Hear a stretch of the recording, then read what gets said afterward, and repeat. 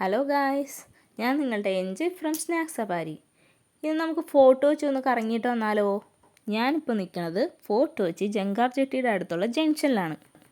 ഈ കാണുന്നതാണ് നമ്മുടെ കൊച്ചിൻ കോർപ്പറേഷൻ്റെ ഓഫീസ്. ഇനി കുറച്ചുകൂടെ പോയാൽ നമുക്ക് കൊച്ചി വാട്ടർ മെട്രോയുടെ ടെർമിനൽ കാണാം.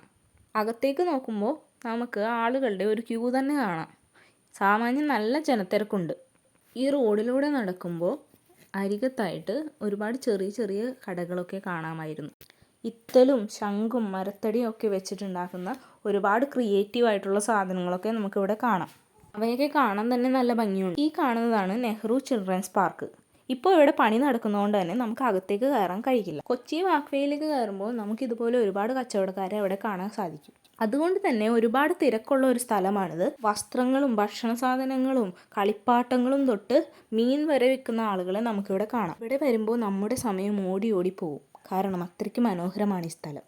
കടലിൻ്റെ ഇരമ്പലും ആളുകളുടെ ഇരച്ചുകയറലുമെല്ലാം ഇവിടുത്തെ ഒരു സാധാരണ കാഴ്ചയാണ്. നമ്മുടെ ഗവൺമെൻറ്റിൻ്റെ കൊച്ചിയിലുള്ള PWD റെസ്റ്റ് ഹൗസാണിത്. വാസ്കോഡ ഗാമ സ്ക്വയർ കഴിഞ്ഞാണ് ഇവിടേക്ക് എത്തുന്നത്. ഫോർട്ട് ഇമ്മാനുവൽ കോട്ടയുടെ അവശിഷ്ടങ്ങളും നമുക്ക് ഇതിനടുത്ത് കാണാം. ഫോർട്ട് കൊച്ചി ബീച്ച് കാണുന്നതിനിടയിലാണ് ചെറിയ ചെറിയ വിൽപ്പനക്കാരെ ഞാൻ ശ്രദ്ധിക്കുന്നത്. അവിടെ ഒരപ്പൂപ്പൻ ഇതുപോലെ കപ്പലണ്ടി വിൽക്കുന്നുണ്ടായിരുന്നു. വാസ്കോഡ ഗാമ ബീച്ചും മഹാത്മാഗാന്ധി ബീച്ചും ഫോർട്ട് കൊച്ചി ബീച്ചും ഇവിടെ ഉണ്ട്. കാഴ്ചകൾ ആസ്വദിച്ച് ഞാൻ മുന്നോട്ട് നടന്നു. അപ്പോഴാണ് കുറച്ച് പ്രാവുകൾ വഴിനീളെ കൊത്തി നടക്കുന്നത് കാണുന്നത്. നമ്മൾ ഇവിടെ ഇരുന്ന് ഭക്ഷണം കഴിക്കുമ്പോൾ അതിൻ്റെ വേസ്റ്റൊക്കെ വീഴുന്നത് കൊത്തി തിന്നാൻ ഇവറ്റകൾ മുമ്പിൽ കൂടെ ഇങ്ങനെ ചിക്കി ചിക്കി നടക്കുന്നതൊക്കെ കാണാം. നല്ല രസമായിരുന്നു.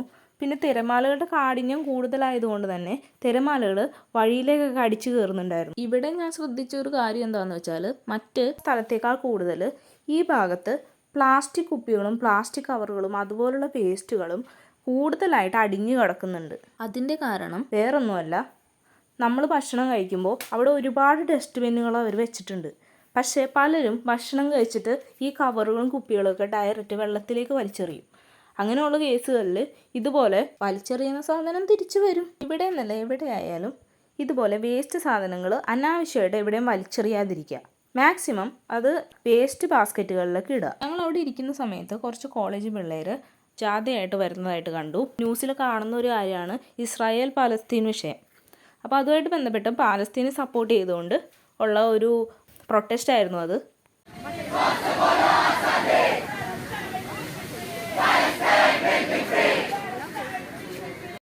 അത് കഴിഞ്ഞ് നടക്കുമ്പോഴാണ് ഇങ്ങനൊരു കാഴ്ച കാണുന്നത്. ഇതൊരു ഫിഷ് പായാണ്. ഇങ്ങോട്ടേക്ക് കയറിയപ്പോൾ തന്നെ പഴയ ഹിന്ദി പാട്ടുകളുടെ ഒരു കുത്തൊഴുക്കായിരുന്നു. അപ്പോൾ ഇവിടെ ഒരു ബായിയാണ് നിൽക്കുന്നത്. റേറ്റ് പറഞ്ഞത് 10 മിനിറ്റ് ചെയ്യുന്നതിന് 100 രൂപയും 2 പേര് ഉണ്ടെന്നുണ്ടെങ്കിൽ 2 പേർക്കും കൂടി 150 രൂപയും തന്നാൽ മതിയെന്നാണ്.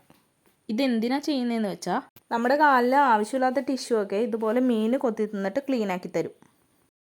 മഴ പെയ്യാൻ തുടങ്ങിയപ്പോഴേക്കും ഞങ്ങൾ ഇവിടെ നിന്ന് തിരിച്ചിറങ്ങി. അപ്പോഴേക്കും പൊടിമഴ പെയ്തു കഴിഞ്ഞിരുന്നു. 1-2 പേരൊക്കെ കുടയെടുത്ത് ചൂടി. എന്നാൽ കുടയില്ലാതെ നടക്കുന്നവരും ഒത്തിരി പേരുണ്ടായിരുന്നു. എൻ്റെ കയ്യിലൊരു കുടയുണ്ടായിരുന്നതുകൊണ്ട് ഞാൻ അതെടുത്ത് നിവർത്തി. എന്നാൽ പകുതി വഴി എത്തിയപ്പോഴേക്കും മഴ മൂർച്ഛിച്ചു തുടങ്ങി. വേറെ വഴിയില്ലാതെ ഞാനൊരു കടയിലേക്ക് കയറി നിന്നു. മഴ പെയ്തിറങ്ങിക്കഴിഞ്ഞാൽ അന്തരീക്ഷത്തിന് വല്ലാത്തൊരു ഭംഗിയാണ്. വൈകാതെ തന്നെ മഴ നിന്നപ്പോൾ ഞങ്ങൾ വീണ്ടും നടത്തം തുടർന്നു. അതിനുശേഷം നേരെ പ്രിൻസസ് സ്ട്രീറ്റിലേക്ക് കയറി. അവിടെ മഴ പെയ്ത് കഴിഞ്ഞുകൊണ്ട് തന്നെ അവിടെ ഇവിടെയൊക്കെ ആയിട്ട് വെള്ളം കെട്ടിക്കിടക്കുന്നുണ്ടായിരുന്നു. ഈ ഏരിയയിലൊക്കെ നേരത്തെ കണ്ടതുപോലെ പുറത്തിറങ്ങി കച്ചവടം ചെയ്യുന്ന ആളുകളെ കാണാൻ കഴിയില്ല. ഇവിടെ കൂടുതലും പേര് ഷോപ്പുകളിലാണ് കച്ചവടം നടത്തുന്നത്. അതുപോലെ ഒരുപാട് ഷോപ്പുകൾ ഉണ്ടായിരുന്നു. പെർഫ്യൂംസിൻ്റെ ആണെങ്കിലും വസ്ത്രങ്ങളുടെ ആണെങ്കിലും ടീ ഷോപ്പുകളാണെങ്കിലും നല്ല ഭംഗിയാണ് കാണാനായിട്ട്. അതുപോലെ ഒരുപാട് ബോട്ടീക്സ് ഉണ്ടായിരുന്നു, ഹോട്ടൽസ് ഉണ്ടായിരുന്നു, ആൻറ്റീക്ക് ഷോപ്പുകൾ ഉണ്ടായിരുന്നു. പിന്നെ എടുത്തു പറയേണ്ട കാര്യം ഈ ഹോട്ടൽസിൻ്റെ ആണെങ്കിലും ഇതുപോലുള്ള ഷോപ്പുകളുടെ ആണെങ്കിലും അവരതിൻ്റെ പുറത്ത് ചെടികളൊക്കെ വെച്ചിട്ട് വളരെ മനോഹരമായിട്ടാണ് അറേഞ്ച് ചെയ്ത് വെച്ചിരിക്കുന്നത്. അതുകൊണ്ട് തന്നെ ഒത്തിരി പേര് അവിടെ നിന്ന് ഫോട്ടോസ് എടുക്കുന്നുണ്ടായിരുന്നു. ഫോട്ടോ കൊച്ചിയിലെ ആളുകൾ പൊതുവെ ഫോട്ടോസും വീഡിയോസൊക്കെ എടുക്കുന്നതിനോട് വളരെ കോർപ്പറേറ്റീവ് ആയിട്ടുള്ള ഒരു സ്വഭാവമുള്ള ആളുകളായിട്ട് എനിക്ക് തോന്നിയിട്ടുണ്ട്. മഴയൊക്കെ മാറിയിട്ട് അന്തരീക്ഷം നന്നായിട്ട് തെളിഞ്ഞിട്ടുണ്ട്. ഇന്നത്തെ ഫോർട്ട് കൊച്ചി വിസിറ്റ് ഇവിടെ സമാപിക്കുന്നു. അപ്പോൾ വീഡിയോ ഇഷ്ടപ്പെട്ടാൽ നിങ്ങളെല്ലാവരും ലൈക്ക് ചെയ്യുക, ഇഷ്ടപ്പെട്ടില്ലെങ്കിൽ ഡിസ്ലൈക്ക് ചെയ്യുക, ചാനൽ സബ്സ്ക്രൈബ് ചെയ്യുക, കമൻറ്റ് ചെയ്യുക. അടുത്ത ഒരു ഫുഡ് കളർ ചലഞ്ചുമായിട്ട് ഞാൻ വരുന്നതാണ്.